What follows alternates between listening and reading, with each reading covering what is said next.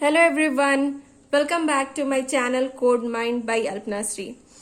So today I will discuss the TCS placement coding questions and I will bring the series of the TCS placement coding questions which will be in your C language. So I will discuss the most frequently asked questions in the TCS. So in this video I will discuss the LCM and the GCD program, but TCS can ask in a simple way, right, like LCM program or a GCD program, but the most frequent and a common way of asking the TCS is like LCM and GCD program through a command line argument. So I will tell you both the LCM and GCD in a simple manner and with the command line argument.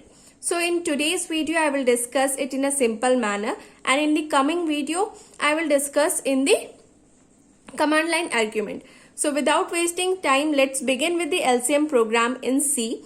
So I hope that everyone knows how to find the LCM of a two number. So that's why I'm not explaining that part and I'm directly jumping into a program. So as you can see it here, we have so our program is execution start from the main function. So here int is for something to be returned and main function is there. Okay, so after that one we are defining some variables. Okay, we have defined the I, num1, num2, max and LCM is equals to 1. LCM I had initialized with the value 1, and other than that only I had defined the variables, that is, and meanwhile I am tracing it also. While executing this program I am tracing it also so that you can understand it better. So we have defined the four variables, that is I, num1, num2 and max, and LCM is equals to 1, which I had initialized as well, right? So now printf is used to take the input in the C. So printf enter any two number to find the LCM. So I need to enter any two numbers to find the LCM. Okay. So this will be printed on your console screen, and scanf is used to get the input. Okay. So we are defining this percentage d, it is for the integer, and we are taking the two values in num1 and num2, the variables which we have defined it initial. Okay. So num1 and num2, let us consider that we have taken it 1, 5 and another one is 12. Okay. So we need to find the value LCM of the values 5 and 12, right? Now what we are doing it here is that we are having one max variable and we are checking it. Here we are using a termination operator. So here we are checking it that if the num1 is greater than num2, means is 5 is greater than 12. If this condition is true, then we will store this num1 value into a max. Otherwise, we will store the num2 value into a max.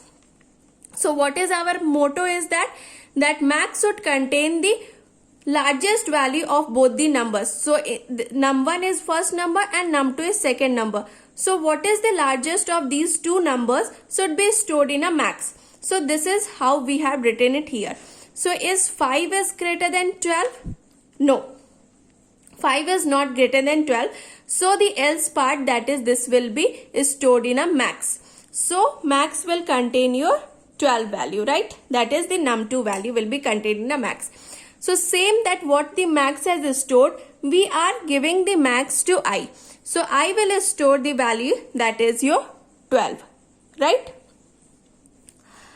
Now what we are doing is that we are initializing a loop, that is while. So while 1 means while it is true, it will execute this loop continuously. So what we are seeing it here is that if I mod num1 means if the 12 is divisible by 5, if it is equals to 0 and 12 is divisible by 12 equals to 0, then we will say that the LCM is that one only. So if you know that the LCM is that number which divides both the number, right? So we will check that is the 12 is divisible by 5, is it equals to 0? No. If this condition is false, there is no need to check the another condition because it is an AND operation. So already I told you in the Python series I had told the AND table. So in the same way, if the first is false, we don't need to check for the another one. If this is true, then we need to check the another one. But if this is false, we don't need to check the another one. So we will not go inside this loop and we will increment the value of I. Okay. So this is the closing of the while loop. Okay. And this is the closing of the whole program, that is int closing, main closing, right? So here the 12, if 12 is not divisible by 5, it is not 0. So we will not enter into this loop and we will directly increment the value of I plus is equals to max. Okay. So what does this mean is that I is equals to I plus max value. Okay. So I is your 12 and 12 plus max value. Max value is 12. So 12 plus 12 is equals to 24, right? So I value contains the 24. Okay. Now again we will go to this while loop because this while loop is 1. This is true, right? So now we will check, that is 24 is divisible by 5? No. 24 is not divisible by 5. So again it is false. This condition is false. If this condition is false, we will not check this another condition because this is an AND table. If instead of this AND, if there is an OR table, then we will check it. Okay, because in OR table, if any one is true, it will say the true.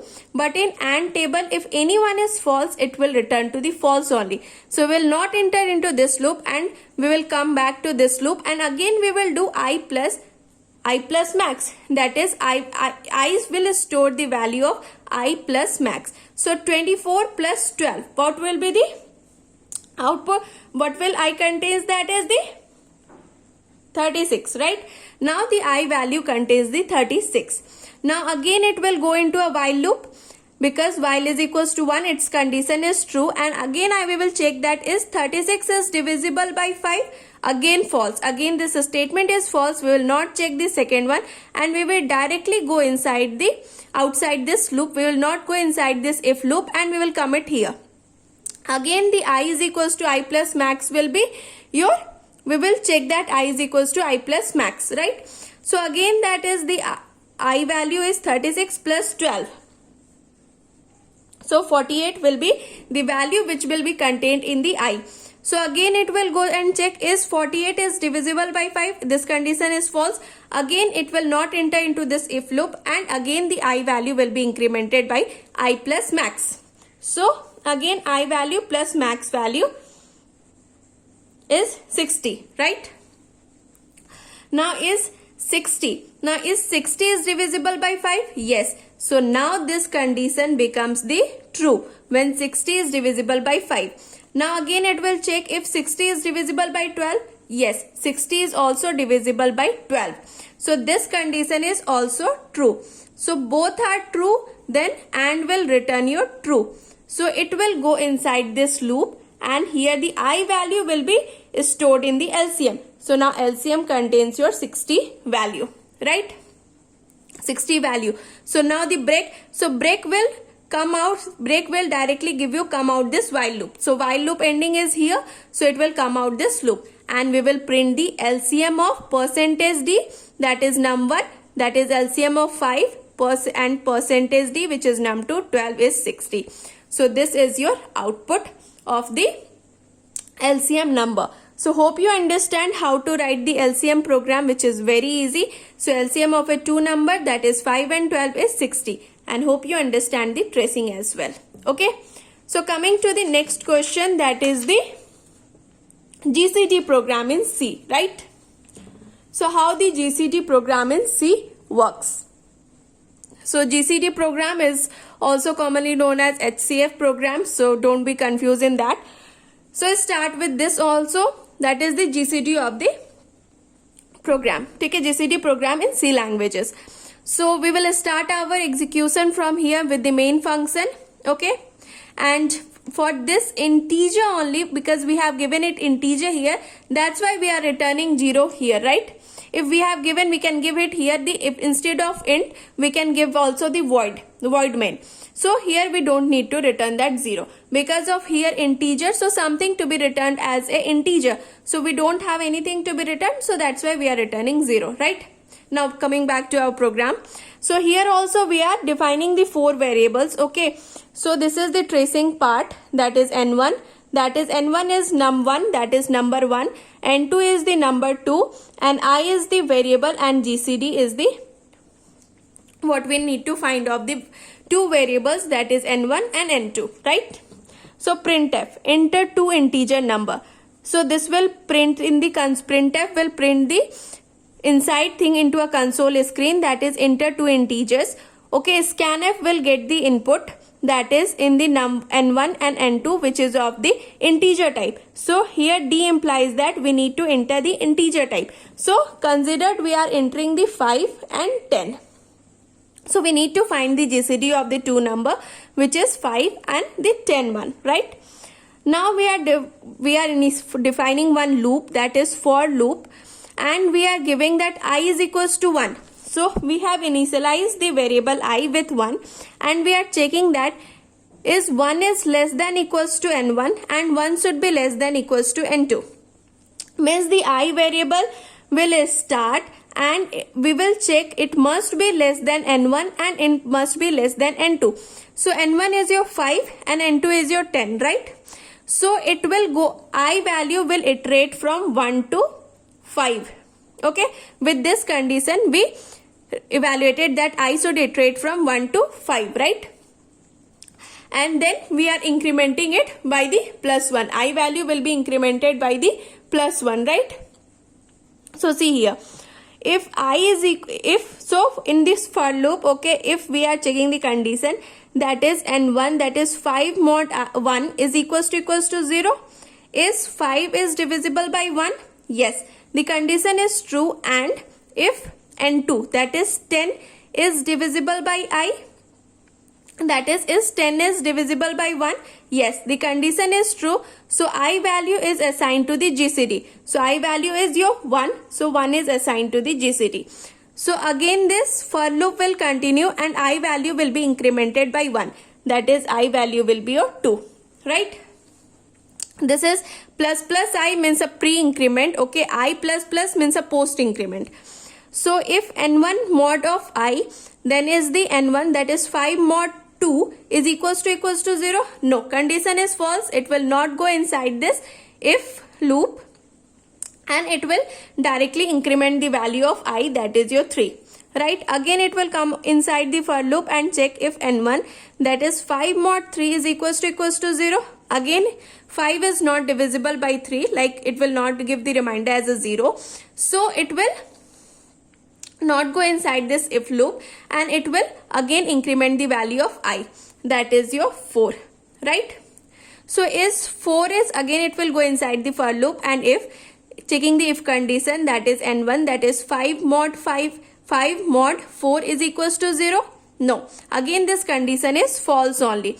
If this condition is false, it will not check the another condition because it is the AND operation, and again it will go and increment the value of I, that is your 5. So is 5 is divisible by 5? Yes. Now this condition is true, so it will check the next condition. So n2, that is the 10 is divisible by 5? Yes. Both these conditions are true, so it will increment to true. Now GCD is equals to I value contains the 5, which is assigned to the GCD. Okay. Now again the I value is incremented to 6. Now is there, we need to go for, this is the condition. So do we need to go I with the 6? No, I can iterate only up to 1 to 5. So the GCD value is your 5. Now we will print that the GCD is your GCD. What is the value? That is 5. So here is the output, as you can see it here. That is enter the 2 integer, that is we have entered the 5 and 10, and the GCD is 5. And here is the tracing, right? So this is about how to calculate the simple LCM and the HCF or the GCD program in this C. And I give you this explanation so that you can better understand how to give through a command line argument, right? So hope so you understood both the programs. So thank you for watching the video, and stay connected. Subscribe to my channel because I am going to give you more placement coding questions of TCS which are frequently asked. Thank you. Subscribe to my channel.